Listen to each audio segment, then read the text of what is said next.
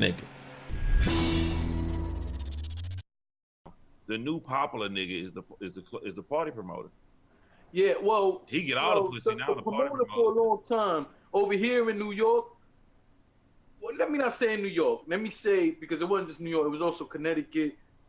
But it's kind of different though, and I gotta leave some details out, so I can't really. But basically, the promoter for a long time that I was aware of, or maybe it was just the promoters who I knew, you know, they were the celebrities most of the time, but a lot of them, like, it was tied in the street. You understand? So yeah, that's some like my street niggas, my homies that's out there doing club and party promotions. Like they are the new it guy. Yeah, and that was the thing. Like we would go play, because like I say, and people don't ever believe me, but I don't really give a fuck what people believe. I was 13, 14 years old in these clubs. That's why by the time I was like in my mid-20s, maybe earlier than that, I was fucking tired of it. Like, even now, I hate clubs. I probably go to a club once a year because one of my homeboys is doing their birthday there. I hate clubs with a fucking passion. But I was 13, 14 years old in there, and that's because most of the promoters, they were street dudes who was, you know, just finding another way to hustle or trying to find a way out. So they was doing that, you know what I'm saying? But yeah, most of them, we walked up in that shit with them, man, and these motherfuckers would be more celebrities than, you know, because not sometimes, but not all the time, they would get like big name artists to come perform. A lot of times they would just get like local guys to perform, or they'll just get a big name DJ to show up. Yeah. And that was their selling point. But the whole thing would be like, we would all be up in that motherfucker, and it was like people would be, of course, you know, people show some love to the celebrities, but it was like the promoters, most of them that I knew, especially when we used to travel to Connecticut a lot. And when we used to go over there, it was the same thing. Like, they got way more love. You know what I'm saying? Like, they were really looked at as a celebrity, but we talking about motherfuckers pulling up in all kind of fancy ass cars, and you know how that shit be. You know. See, that's how social media helped the party promoter become that guy. He got the same job, party promoter, the same job since the history of fucking party promoting. But right now, his IG, he gonna be up there with a bunch of fucking celebrities. For him to book them and get them to come to your town that they know don't come to, he got their phone number. So all the bitches finna love him, all the chicks finna be around him. The local rappers who used to be the hot guy, they see the party promoter, all these big dudes, they think that's they connect to get with the big rappers. So they gonna love the party promoter. You know what I'm saying? He just like the nucleus, the glue for everything. And after a while too, well, I'll say it in general because I don't care, but a lot of them party promoter dudes is wild pussy, and they keep guys like me around, like, because they pussy. You know, they already know. But like at the beginning time when we used to go and I was a teen, like I said, a lot of the promoters was really gangsters. You know, they were just doing shit with their bread. But once they started going to prison, just like anything else, these soft motherfuckers took their place. And like you say, the so-called IG promoter, they would come up to guys like us and be like, yo, you know, they basically needed people to protect them. So, and then they front so hard, like you said, real, like they will sometimes make it seem like they really cool with these other fucking rappers. Like, no. Yeah, look at that IG. You think they know them motherfucker all they like. No, you're not. And there was one particular dude, man, as you were talking, you reminded me 100% of this one particular guy. And he used to do shit like that before social media. Y'all remember like AIM and AOL? Yeah. The chat shits that before? Yeah. So he used to do a lot of that fronting on there. And he used to make it seem like if celebrities beg him to come perform at wherever he's, you know what I mean? And I remember him being stone cold pussy, man, and him coming up to us, yo. He had this one, this is back when you drinking wine and eating Oreos? What the fuck? But this dude, he used to remember when platinum was the shit? Platinum jewelry? He had went and got this platinum bracelet. And he swore to God somebody was gonna rob him for that shit. So he used to try to keep us around, you know, at event. We walked in there, we never paid no cover. We never waited on no fucking line. We didn't pay for alcohol, none of that shit. And Yo, I used to tell him like Platinum was hot for like 4 years. That was the new gold, boy. he had some skimpy. The shit looked almost like a rubber band, and, and it looked really like it was silver, but it was platinum, and the diamonds in it was real. But this like nobody fucking notices that shit. But his thing was he would front on AOL and AIM like he was balling out, and that was his fear that somebody would come get him for that little punk ass shoestring he had on. I don't even think that shit looked like a piece of thread around his fucking. The culture gonna always change. That's the one consistent thing. Change is gonna always big ass baggy pants. Now shit tight as hell. And when tight shit gonna go back to normal, and people gonna feel stupid for wearing tight clothes. It's gonna keep changing.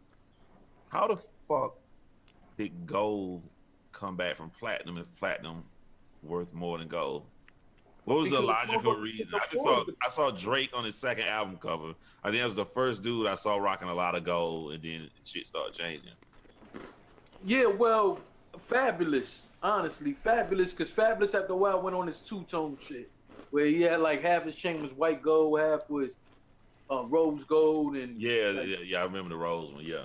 Yeah, so he was doing a lot of that shit, brought it back. The other thing too was you can't get, especially at that time. I don't know about now because I know the prices go up and down. I have no idea. But at one point, you can't like your platinum chain is a regular fucking chain because that's what it cost back then. So you look better with the crazy gold shit than what you do with the skimpy platinum shit. Even though the skimpy platinum shit is probably double what the gold costs. I think there was a couple of reasons for it.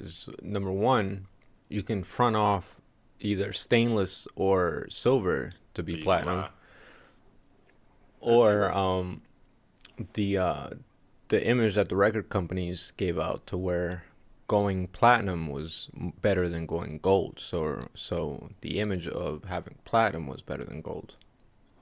I got my shit over here somewhere, but I got throughout the years, I've had like 3 different Rolex bracelets, and I had a white gold Rolex bracelet. And I remember motherfuckers really trying to play me at one point. So niggas out here like, hey, get that silvery shit the fuck out of here. You know what I mean? It was like, no, man. And not only that, it's white gold and it's a Rolex bracelet that costs more than most of you niggas' life.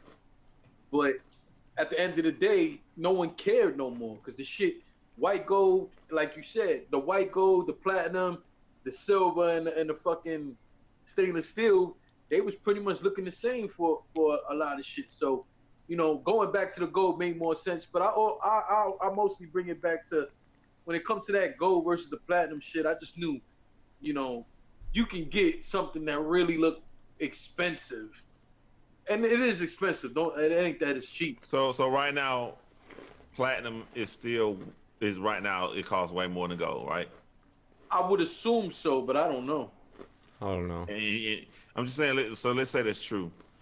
So due to the rules the culture makes, which is gold is the hot shit, and we go somewhere and we see a gold and we see the same chain as platinum, I could get picked on for buying the more expensive one because of the rules of the culture. You can't get picked on if it's real, no matter what. People just can't differentiate it. Like you would have to know what you're talking about to see that homeboy who just walked into the fucking diner got on a platinum chain. Yeah. Most people, their first thought is that shit silver, that shit stainless steel. That's, you know what I mean? Most niggas but most niggas who fronted where I'm from in the South, who didn't really have platinum, they wasn't buying silver. They was buying white gold. So like, yeah, you fucking lying. But white gold wasn't cheap. It is not like white gold cheaper than gold. Nah. I think a lot of times it was stainless, to be honest. But even going back to the regular gold, you gotta understand, if you could get a fucking 20 million millimeter fucking Cuban link, and you pay the same for a platinum chain that just looks like one of these earplug shits. You understand? Yeah. Like you're not gonna get the same love. Yeah, you said so Not. for the amount of money you'll get bigger gold. Yeah, you know what I mean. So, like I said, I had a friend of mine who had multiple. He had a platinum fucking Rolex. It might have been a presidential joint, but I remember he had the set. He had the Rolex bracelet, the Rolex watch, and then I don't know what the earrings were, if that was part of the whole set shit, but it was platinum also. And the amount of money that he put into that shit was crazy, and it was like it was at the right time. But after a certain when people weren't talking about platinum like that, anytime he would wear something like that, like no one gave a fuck. It's not a big Well, thing no more. that's why I stopped wearing earrings because I used to wear like the diamond stud earrings, and they weren't fucking diamonds. So eventually, I'm like, I'm not fucking wearing those things. Like I still have my ears pierced, and I think I look good with fucking earrings on, and I don't wear them because I'm not gonna wear no fucking cubic zirconia on my fucking ear. Even though you see a lot of people with these big ass fucking glass rocks, like damn sure those ain't fucking nowhere near real. Them shit cost like $30. Like stop See, playing yourself. so when you talk about like what the culture mean, like at one point, like my older brother, he introduced me to I don't even know if I'm pronouncing it right, but baguettes, like that style of diamond cut. Mm. And the first few times I saw my brother with it, I was like, "What the fuck he got in his ear? Like, what the fuck is that?" Yeah. And it was different cut of the diamond. You know what I'm saying? And he also had white gold joints. And we're talking about back at the time. We from Harlem, so we're talking about back at the time where Cam and all these had the big squares in they fucking Nah, ear. So when my brother bust out with the baguettes, like he fucked my head up because at first the shit didn't look real. I'll be lucky to have a half carat in my fucking ear, and that's Yeah, fucking my small brother, as my hell. older brother. See, my older brother was it's six of us. So my older brother was Harlem. Like growing up, he was the epitome of Harlem in terms of fashion. My older brother was like the flyest dude around all the time. So like he used to like get bored with shit like that. So he was rocking the baguettes before it became a big thing. And then when it became a big thing, he didn't want them no more. He just moved on to the next shit. Then he had like the big square in his fucking ear that take up damn near the whole earlobe. Well, And then I'll when rock they I'll started rock a wearing, gemstone before I rock a fake diamond. Tell say you that that again? much. I'll rock a gemstone before I rock a fake diamond anymore. No, yeah, no, but a baguette ain't a fake diamond. It's just a No, cut. no, I'm just saying. But yeah, you're not wearing a fucking. That's not a 5 carat, 6 carat fucking stone on your fucking ear. Get the fuck out of here. Nah, nah. I mean, the baguettes that my brother had in this shit, because they're loop earrings, but you know how the baguettes are cut, like it's different. So, like he had like probably a carat, maybe like half here, half a carat here, my older brother. But then when they went to the square shit, he had all kind of crazy shit. You know what I'm saying? But he was always like he was like I said, he was the epitome of Harlem at that time in terms of fashion. Like by the time y'all catch on to that shit, he was jumping on to the next thing. You know what I'm saying? So he was always on that type of shit. He was like That's my how older brother that's how was, the city was, anyways. That's why yeah. Which we everybody lost that. follow We trend to the lost that. city. We lost that though. We lost that It shit. was either New York's NYC or like LA for setting the trends. Yeah. Not My anymore. older Yeah. brother was also like the first person I seen with different colored diamonds.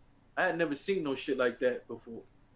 And when he started with the yellow diamonds and shit, next thing you know, we seeing the rappers do this shit. Yeah, the Fabulous era was like really when it came out, like the with the color, like the yellow diamonds Fabulous and. brought a lot of that shit out though. Mhm. A lot of it was already happening in New York, but visually for the rest of the world, Fabulous brought all that shit out. And then Cam and you feel me, but it was really Fabulous. You got to credit Fabulous with a lot of that shit. Yo, so how much does Emily reputation like go down in hip hop if everybody giving this nigga all the props for his dressing and his style when she was his stylist? She dressed him and a lot of them niggas, man. A lot of that fashion came from that one girl, yo. Personally, and I mean this respectfully, Um, I would have put a baby in her too. Yeah, yeah, she bad. Yo. I ain't even gonna lie. And in terms of her being a stylist, you got to know something. When someone is as talented as she is to be able to do that, she's never gonna be she's never gonna be out of work. Yeah, She's never gonna be out of work because if she was the mind, the mastermind behind him and other people, you understand that was creating trends. That wasn't following a trend. yeah, and this she So still is now to this day with people. You know, even younger artists now. yeah, and she is. I never thought of that. Real, you right though. Like she probably would never get the full credit she deserves. But you know, the thing is too, and I say this all the time. And I know, real, you from Atlanta. Uh, I mean, you from Georgia, from wherever it is in Georgia. But that's my frustration with New York. Like the generation after us follows everything. So everything that came from Atlanta down to their vocabulary, these motherfuckers jumped on. Where New York was never like that. We set the trend before. We had all the motherfuckers down south wanting to be like us. I had friends who used to come from South Carolina up here to New York to go get their gold grills. You know, there was a lot of trends that we set and everybody else wanted to be down with. And by the time y'all got to it, we were off that. We was on to the next shit. It's not like that no more. Now it's a lot of people in New York who follow that Atlanta shit. And I don't mean that disrespectfully. I'm just saying, like, we're no longer that. Like, this generation of followers just went and took that. Listen, the truth of the matter is, I can't even say that right now, but I think the communication era, like as far as like social media, took a big part in that. Like shit is able to get around a lot quicker. And the fact that the South has always been, if you really think about it, fun. The best part of New York, serious raps, you know what I'm saying, the lyrical shit, that was never viewed as fun. It was viewed as skilled.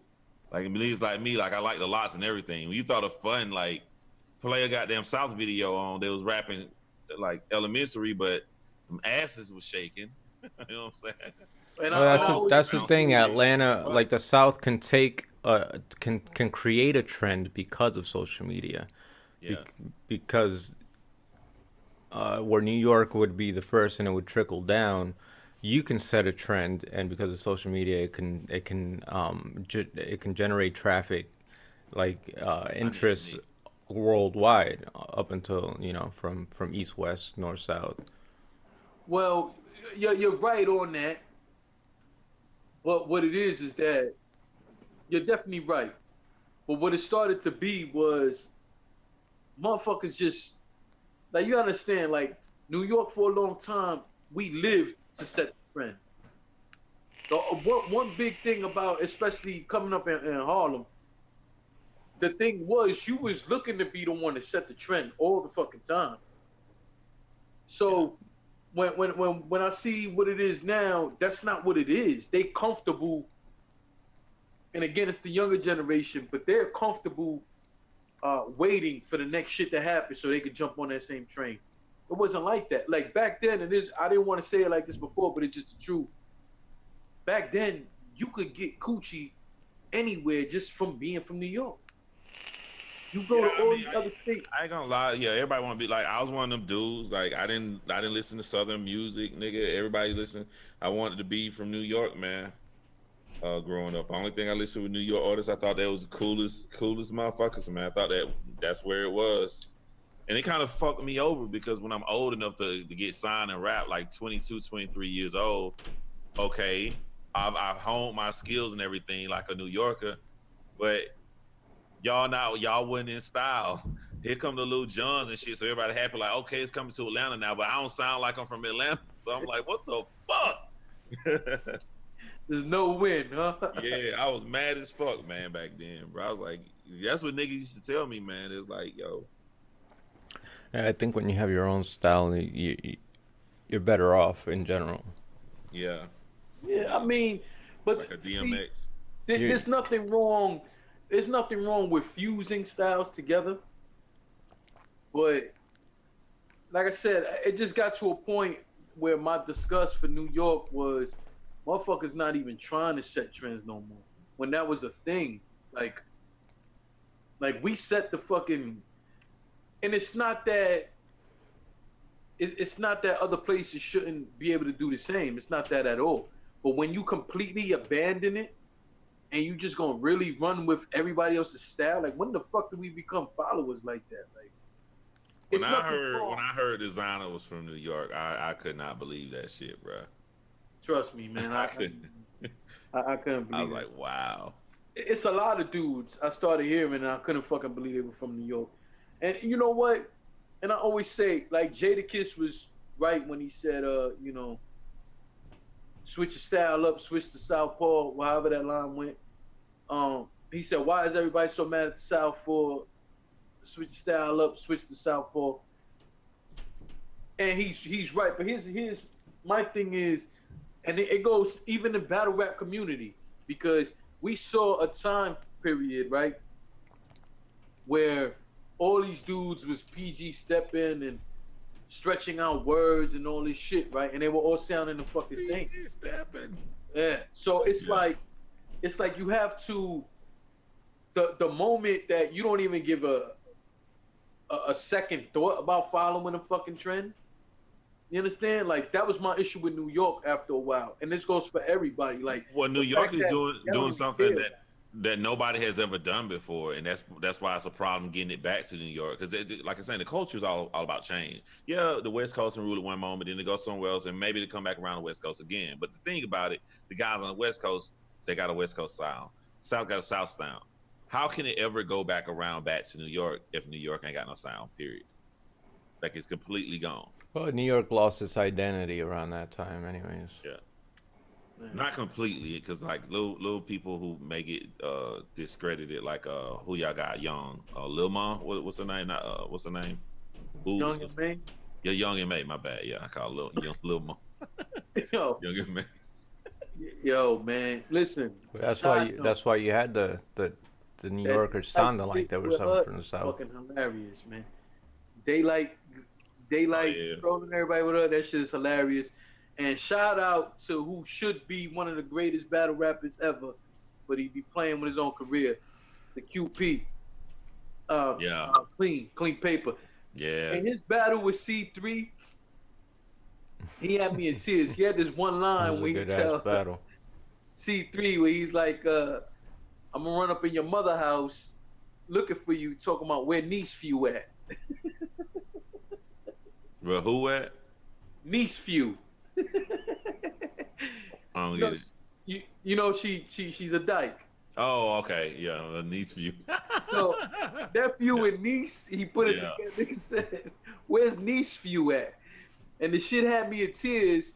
And the reason why I bring it up is now I can't see Young M.A. without hearing QP.